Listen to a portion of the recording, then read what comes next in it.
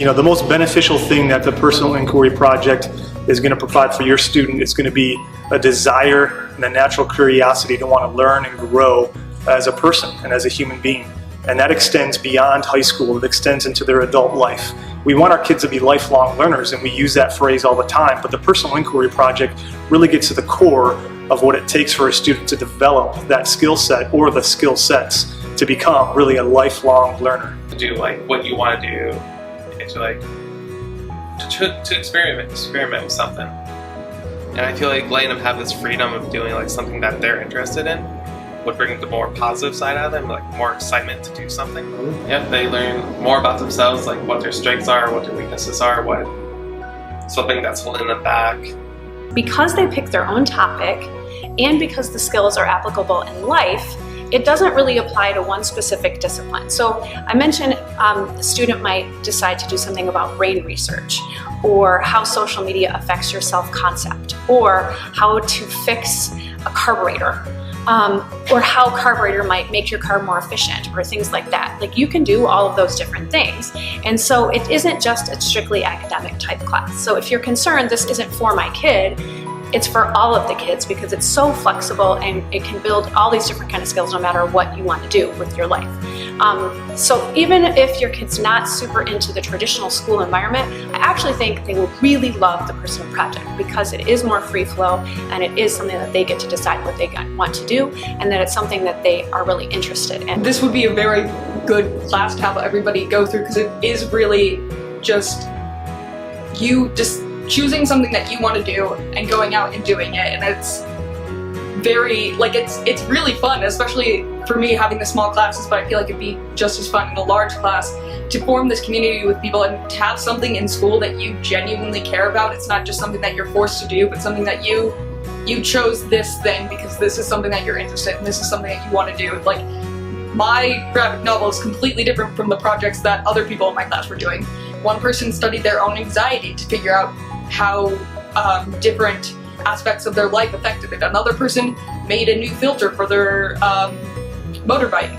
And it's like completely different things all happening in the same class, and we're able to talk freely to each other and honestly be genuinely excited about the progress that each other are making. And it's very uplifting to be in this sort of environment and encouraging, and it makes you want to pursue your own ability to create or to make change in yourself. Like, not everything has to be dictated by somebody else. Not everything that you do has to be prompted by an outside challenge telling you to do it. The thing that you can do to help your student most with the Personal Project is just kind of ask them, what are you learning? What are you excited about?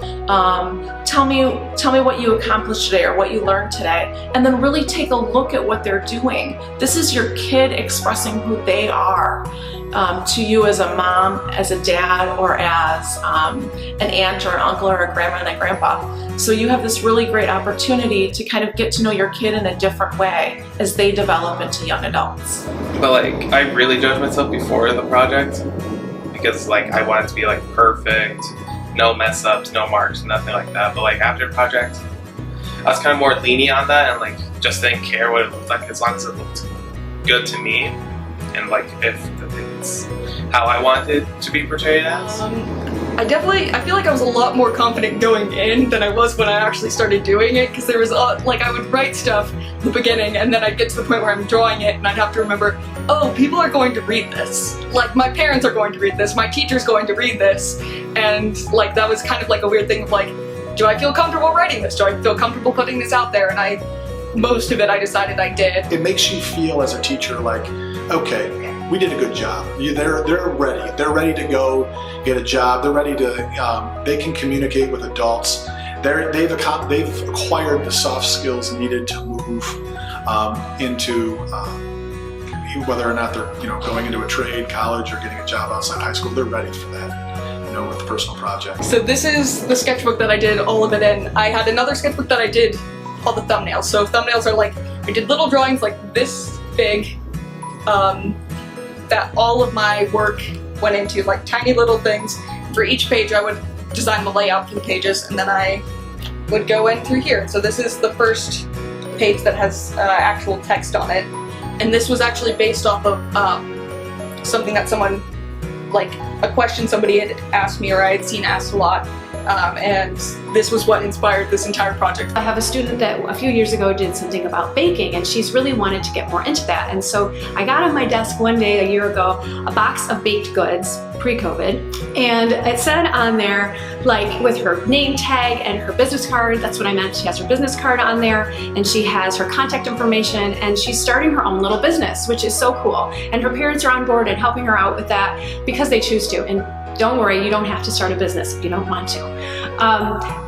Another student, I just got an email for a letter of recommendation, and I'm like, oh my gosh, I have so much to say about this student. She does this and this, and I have all these great things I can comment on because her experience in the PIP, Personal Inquiry Project, is so relevant in this internship she's applying for. Other students, I see them in the hall and they drop by and they're like, guess what I did the other day? So they're not necessarily moving into a career perspective with it, but they're using that as a hobby and something that they're developing, a skill that they like, that they're continuing to work on throughout their life. With personal projects, you can just experiment, and if that doesn't work, you can just try something else and maybe it'll work better. Absolutely should seek out help from other people when you're working on things and feedback, and that's very important, and it's taught in this class how to do it.